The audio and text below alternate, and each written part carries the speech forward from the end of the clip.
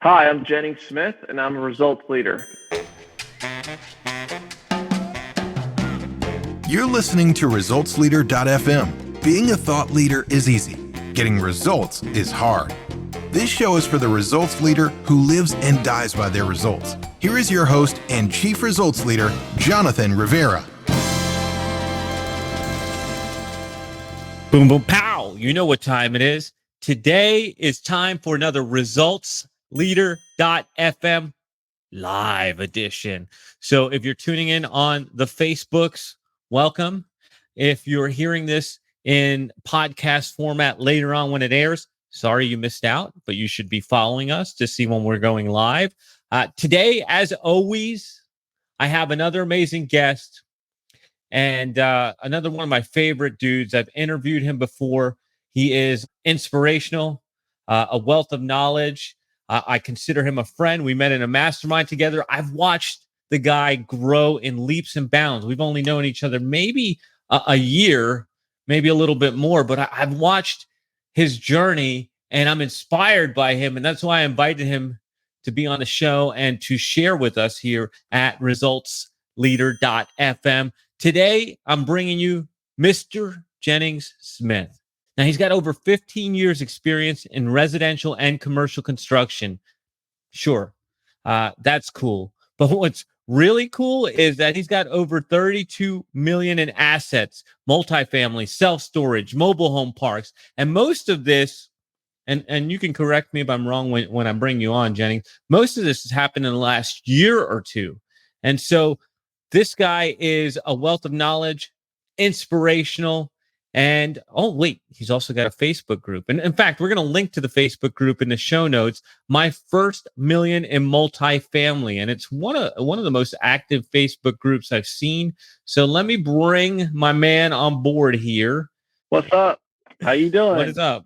Good to have you here, brother. I'm so now. How long have you been building this portfolio? It hasn't been that long, has it?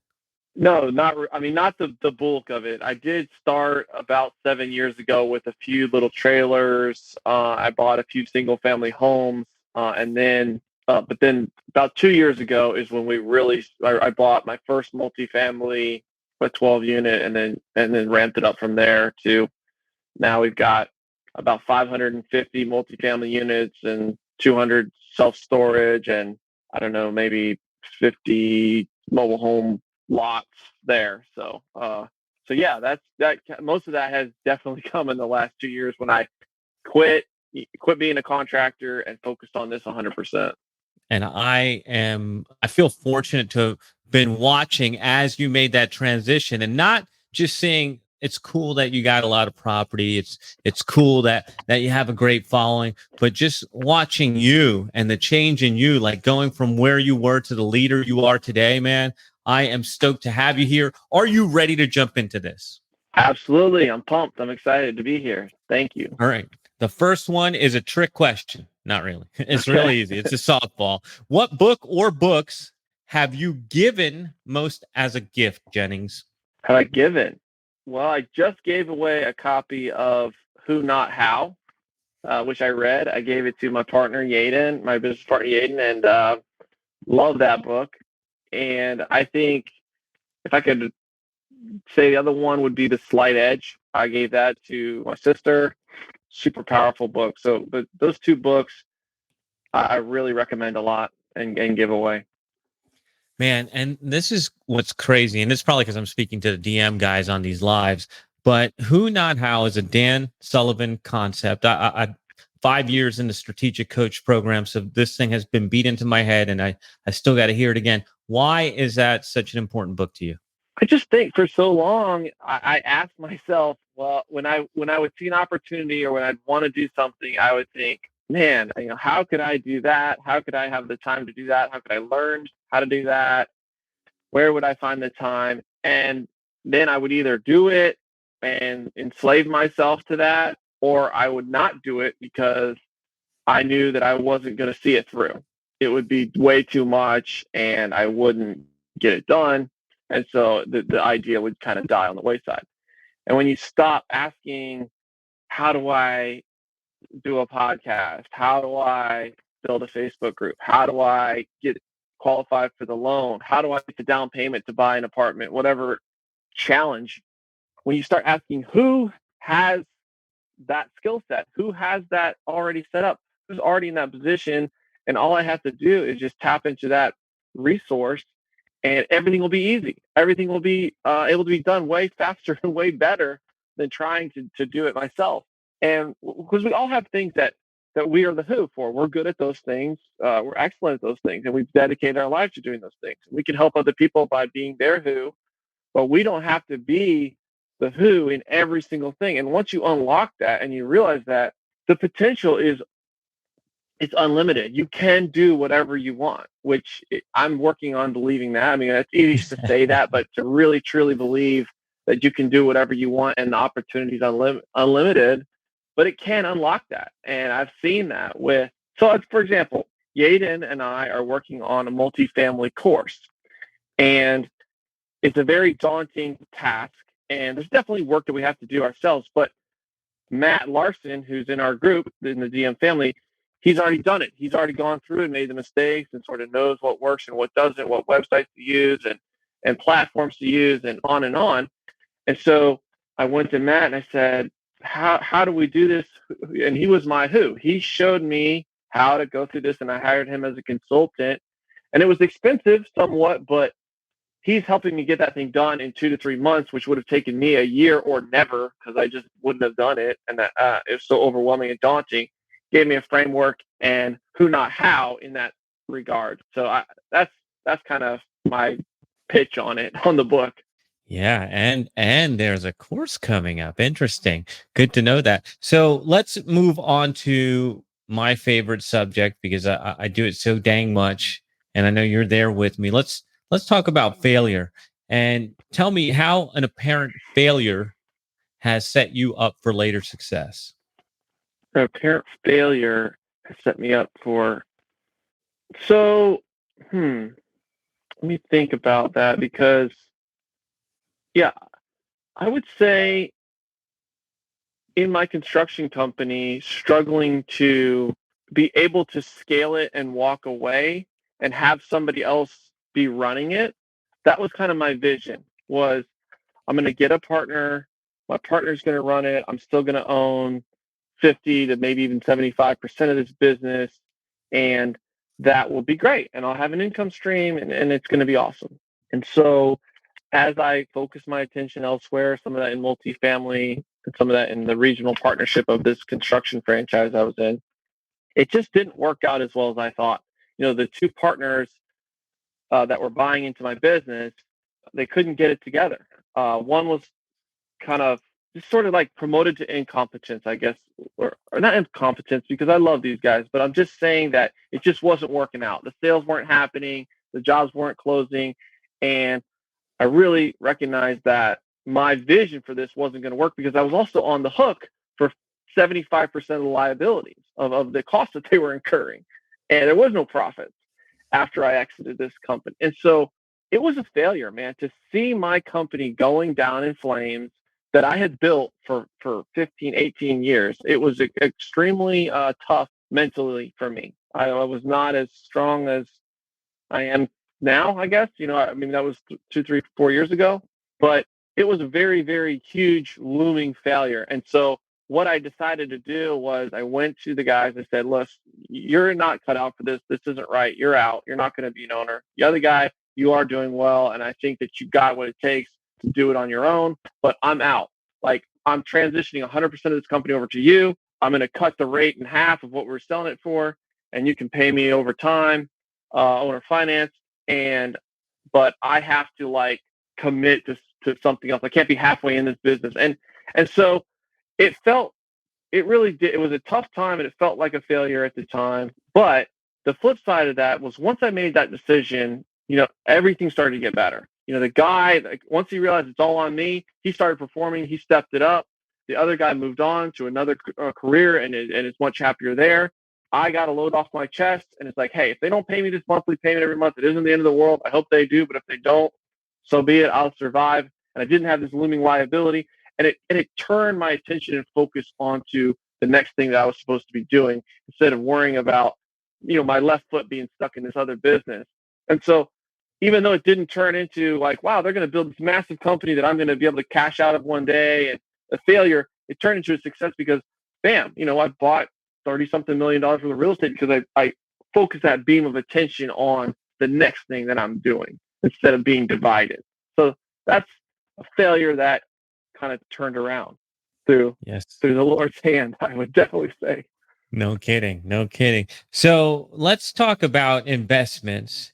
And I'd like to know, what would you say is the most worthwhile investment you've ever made? Wow. It kind of depends on how you quantify.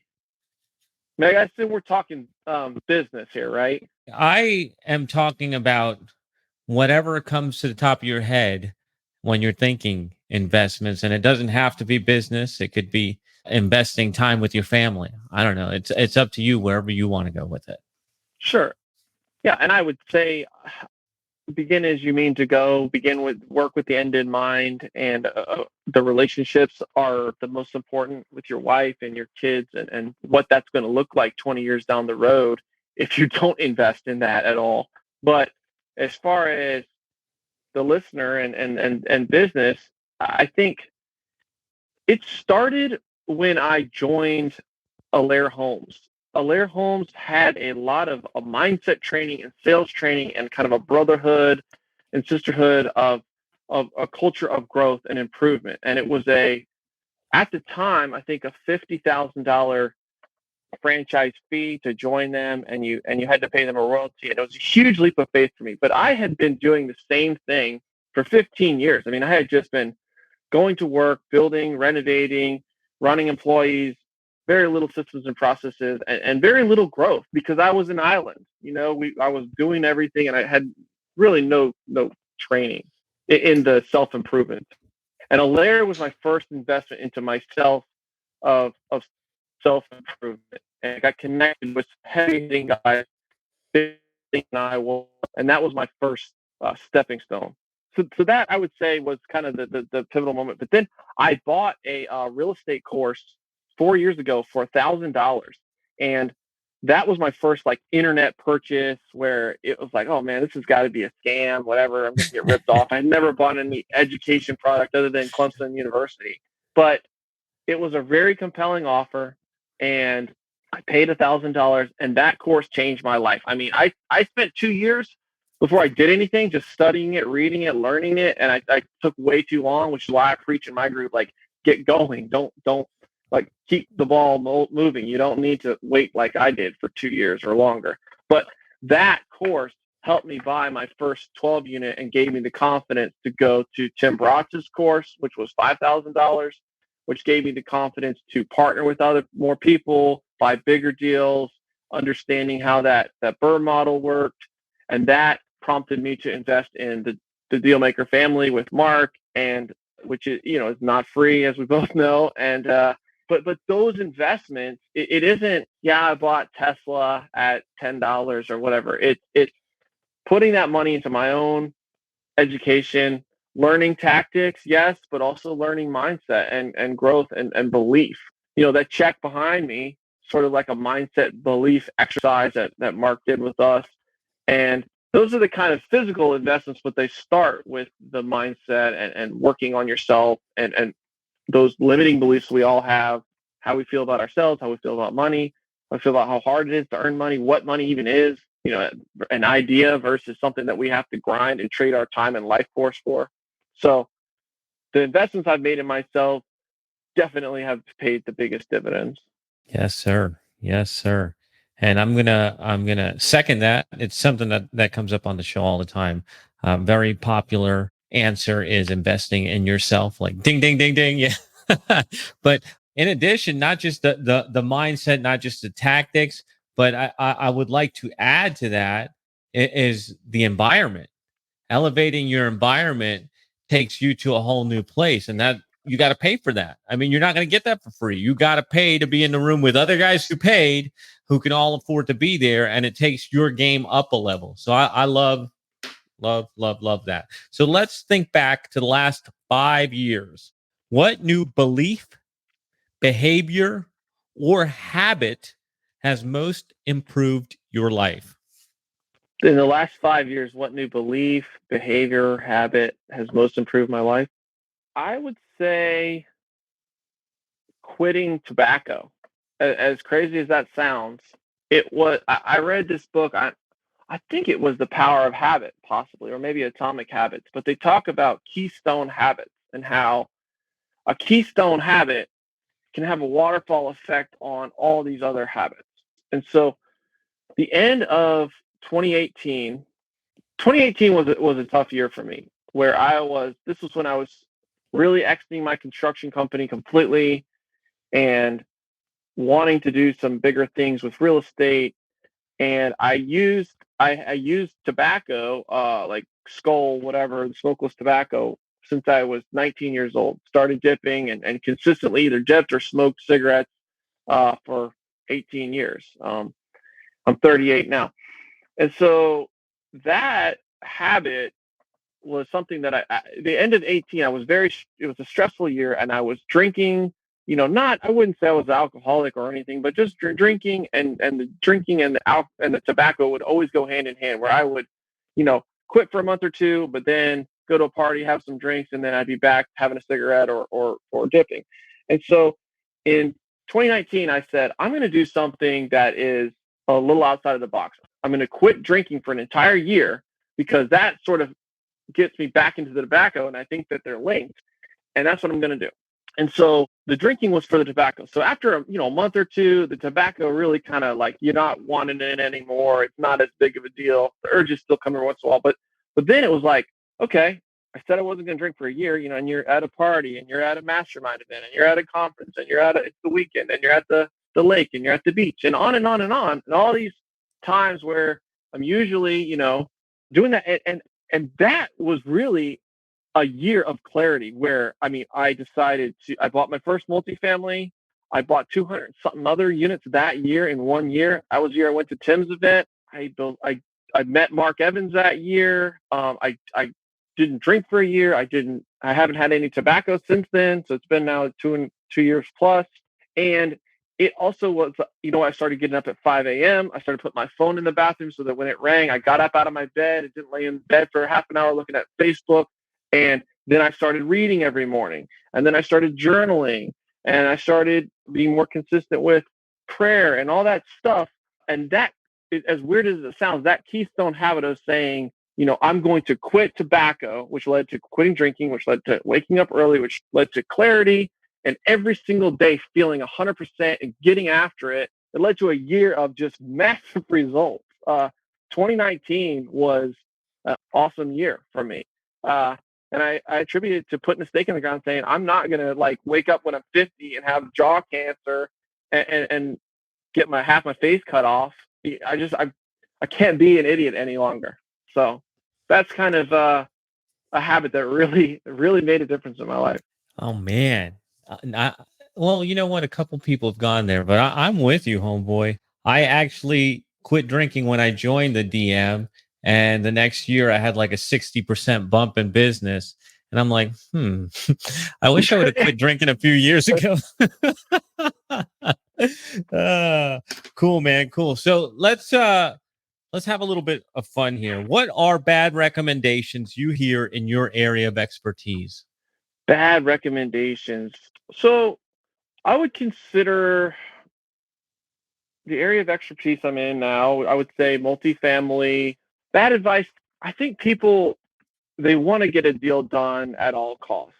I think that is bad advice, where you're trying to get the ball rolling, and there's definitely room for that. And I think 85-90% of people don't even have this problem because they don't ever do anything. They just sort of want to learn about it and play at it and pretend that they're going to do something, and they don't. But I think that you can over motivate yourself and make a bad move. I think that can be really dangerous. And I also think just find a deal can be bad advice. That's the easiest way to sort of break into multifamily, or it's touted as the easiest way. Just find a deal, and everything else will fall into place. But it's really, if you've been doing this for a while as a newbie, it's really hard to find a deal. And I think better advice is find a deal and find money on tandem courses. Be doing both of those things at both times and be building your network, because if you have money, there are people that are finding deals that need you. They need you to raise money for them. Or you can find and build a relationship with a loan sponsor. I mean, those are the kind of the three main pieces you need. You need like a rich, experienced guy, your loan sponsor. You need investors to invest in your deals, and you need a deal. And most people are like, oh, I can find a deal. I can be boots on the ground. I can run the construction. And a lot of times, just being boots on the ground or running construction, it's not compelling enough to get yourself a piece of equity in a deal. It's just not. But if you are like, hey, I've pre-raised $1 million, I've spoken to these investors, I've built it out, and I'm looking for deals to put my money into, you're going to get deluged with information. Hey, I got a deal, and now all of a sudden you've got who to do the how. That's kind of what Yane and I have done. And that's part of the reason of the Facebook group is to get people out there that are day in, day out looking for deals to sort of talk with us about them. Same thing with people that have money that they don't want to invest on their own, but they'd like to be involved in multifamily. They can invest with us. And so I think that is another kind of, it seems like good advice. Just go find a deal, do whatever you got to do to go find a deal. And you should find a deal, but you should also be going multiple tracks, because that track, if you go 4 months, 5 months, 6 months, a year, and you don't find a deal that works and everyone's shooting down the deals that you do find because they're crap, you got a high probability of quitting. And I don't want you to quit. I want you to succeed. And so if you get even a little piece of a deal because you raised some capital for that, and you're involved in that deal somehow, and now you're in the game, now you're getting momentum, now you're a player, and you have more confidence. And you have more confidence when you're talking to brokers and you're looking for deals, and all of a sudden things start breaking free for you. I like it, man. Check this out. Oh, look at that. I learned how to put a comment up there. Tim Vitale. Wow, that's powerful. The drinking, quitting smoking, getting up early, reading the Bible, making millions of dollars. That's powerful stuff. Jennings is giving secrets here. Thanks, Tim. Let's see. So, yeah, we're about to get into the fun part of the interview where we talk about results. But first, I have to ask you, what questions do you have? What thoughts do you have? What are your big takeaways from this episode? Drop them on social media. Share the show. Use hashtag ResultsLeaderFM, and I'll be out there looking for your comments, looking for your questions, looking for your encouragement. Now let's get back into the show.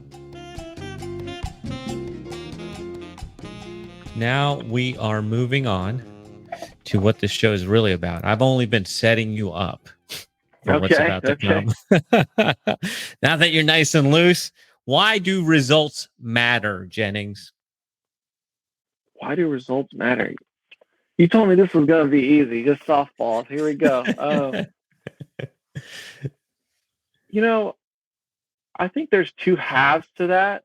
The results, they prove the concept and they give you credibility.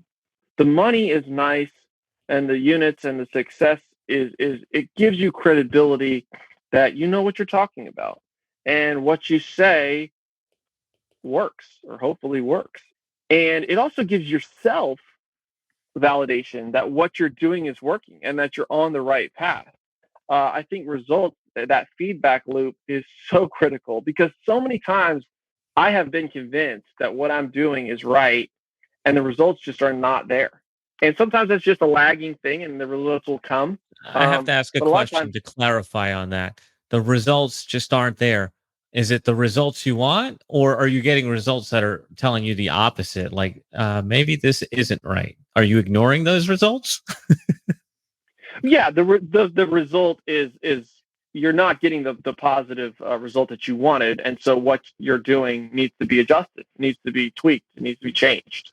So yeah, I mean, from how do I find a deal to I think this Facebook post is going to really be impactful, and or this or that. And sometimes you post stuff or put stuff out there and you get a great response that you didn't expect. And I think it's so hard to understand human psychology, and it's fun. It is really kind of fun to figure that stuff out. But the results give you the proof and the confirmation that what you're doing is is working. And for me, it's also it's kind of fun. It's really fun because it's a simple way to measure progress. I think human beings are wired that their happiness is correlated to our progress. If we're making progress, even if it's a little bit, we're happy. If we're not making progress, we're not happy. And so the results are kind of a measurement of that progress. And so I would say yes, they're very, very, very important. On the flip side of that, though, I think tying your self-worth to results is very dangerous and can hold you back. I tied my self-worth to my results as a contractor for years and years, and that was one of the reasons why it was so hard to get out of that and to change. Sometimes you need to change, and the results are going to be a while before you see them. And so if everything is short-term result driven, that is where most of the world lives. It's like, I need to work for 40 hours and I need to make $500. And if I don't make $500 after 40 hours of work, I need to change what I'm doing. It's not working. Well, not really. The big guys that are doing big things and girls, their results may be years out in the future. And that's where it's really scary to know if you're on the right track, because those results are so far out. But I mean, Yaden and I, we've been working at this. I've been studying this for 4 years. And last month, we just refinanced our first building. And this month, I just got my first passive income check from that 19-unit property. And I did sell my 12-unit and got a good check from that. But I mean, you're talking years.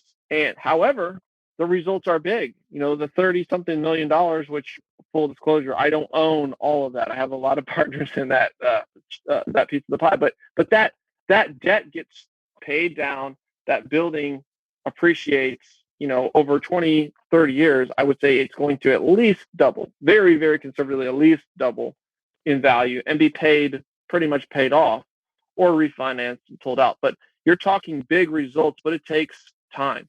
And so if you're really results driven, like, I got to get results, I got to get positive feedback right away, I don't think that's going to serve you. Yeah, man.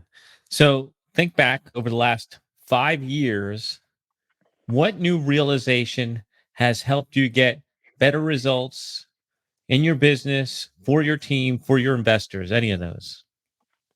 What new realization? I think I hit on the who, not how, was a big realization for me, that if I want to grow and I want to go where I want to go, I can't go alone and I can't do it all myself. Big realization. Another realization is I don't have to just follow the same model. You learn the basic building blocks of, like, this is the way you do it. I learned the BRR model in real estate, and I learned single family, buy and hold, buy and hold. Well, continuing that evolution of, hey, there are bigger games to play out there. There's different ways to buy real estate. There's different ways to structure these deals. There's even different arenas outside of real estate, and not tying my identity to one thing. So in this phase of my life, I would say a lot of people would identify with me as still a real estate multifamily guy. However, for a long time, people identified me as, hey, he builds custom homes, he remodels homes. And I've changed that. And I think in the future, there will be more iterations, and I'll be a lot more open to that and adaptable to that because I've been through it before. So I think recognizing that you are so much more than just the industry you're in or what you're doing. You just have so much more potential. Like, you think about Elon Musk, the guy is not PayPal. He's not SpaceX. He's not the Boring Company. He's not Tesla. He is the problem solver. He wants to solve problems that are unsolvable. He wants to solve issues that mankind thinks can't be solved. And that's what he gets his drive from. And so it allows him to be flexible and pursue the things he wants, because he's not just so wrapped up into, I have to build this car company or I have to build PayPal or whatever. And I like that. I want to keep that first and foremost as to what is my purpose and how can I help people best. And if it's in multifamily real estate for now, then that's what it is. Powerful. So what area of your business would you like better results? I am happy with where I am with the multifamily, but I have considered doing bigger stuff. buying $20-40 million deals, moving into that next arena. I would like to see better results on cash up front. With real estate, like I was saying, it's a very, very long game, and it can be difficult to make money now, being frank with you.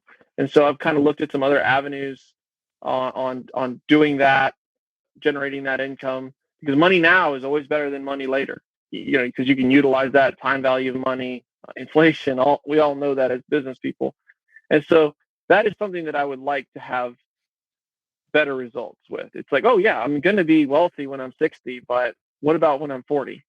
And what am I doing today to increase the results of this year's income and next year's income in a responsible manner? And so that's just something that I'm kind of been working on right now. Now, what results are you most proud of, Jennings? I've been married for 13 years, and I'm proud of my marriage, and I love my wife very much. I have a great relationship with her. I love spending time with her and talking with her, and I think that comes from just keeping the accounts short, and when you have disappointed expectations or things that you're not happy with, the ability to address them. I was reading in Matthew McConaughey's book Green Lights, to give up the power of conflict is to give up the power of unity. So that really hit me hard, where if you're not willing to have difficult conversations, conflict, and this can be marriage or business partners or clients or investors or anyone, if you're not willing to say, Jonathan, I don't like this. This is bothering me. We need to address it. We need to get through this, which is sometimes very hard to do, especially on certain topics. But if you are willing to do that and learn how to, fight in a constructive way, man, you can have a lot of unity in those relationships, and they get better and better over the years, and a deeper and deeper understanding.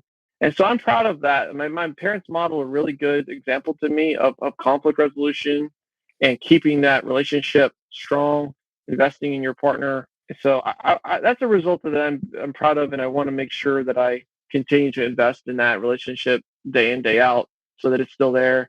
And the same is translating into I got 4 children, and that relationship's got to be worked on, maintained, so that when they're 20, they want to hang out with you. They'll pick up the phone, Oh man. So any parting thoughts you want to share with the results leaders out there? I think that's such a broad question, and everyone's at a different phase and stage. So I would say most of us, if we look at where we're at, we know what we need to do. It's not that we need more advice or we don't know what to do. We say we don't know what to do a lot of times, but I think 99% of the time we know what we need to do. It's clear, it's in our gut. And so, yeah, I would say if you want the results, get started and work on that thing that you need to do. Do it now. Do it today. Start today and continue to put in the work, because it is easy to start stuff. It's hard to see stuff through year after year after year. So that's sort of what I would say. Look at what you've got in your life, what you've got going on, that nagging thought that you've been having for a while now. You know what to do, and do it. Start doing it. Yeah, do the work. So, Jennings, where can our listeners find out more about you? I mean, the best place to connect with me is on Facebook in My First Million in Multifamily. It's like a picture of a couple standing by a pool looking at the ocean. My First Million in Multifamily. We've got about 3,000 people in that group. You can hit me up on Instagram, Jennings Foster Smith Jr., and then on Facebook, Jennings Smith. So that's the best way to connect with me. And that group, there's a lot of deals getting passed around. There's a lot of partnerships getting made. There's a lot of money getting raised. There's a lot of questions being answered, and really good questions, like stuff people are asking stuff that I don't even know the answer to. And the group is sort of really evolved, and there's a lot of heavy hitting players in there that know their stuff and are as the admin, I'm very committed to weeding out the junk that doesn't need to be in there and keeping it really, really good focused content that you can quickly find. Love it, man. My First Million in Multifamily. We will share links to everything in the show notes, of course. Jennings, it's always a pleasure to speak with you. Enjoyed watching your journey. I can't believe that group's already up to 3K, man. You're killing it. Everything you do, you're killing it. I'm amazed, brother. Thank you for being here. Thank you, everyone, for tuning in. And we will be back in your earbuds next time. That is a wrap for another edition of ResultsLeader.fm. If you are out there getting results for your clients and you want to be featured on the show, go to ResultsLeader.fm now and apply to be on the show. And if you love what you're hearing, share the show, give us a rating and review, do anything to help us get the message out there. Thought leadership is easy, but results leadership is hard. This is thepodcastfactory.com.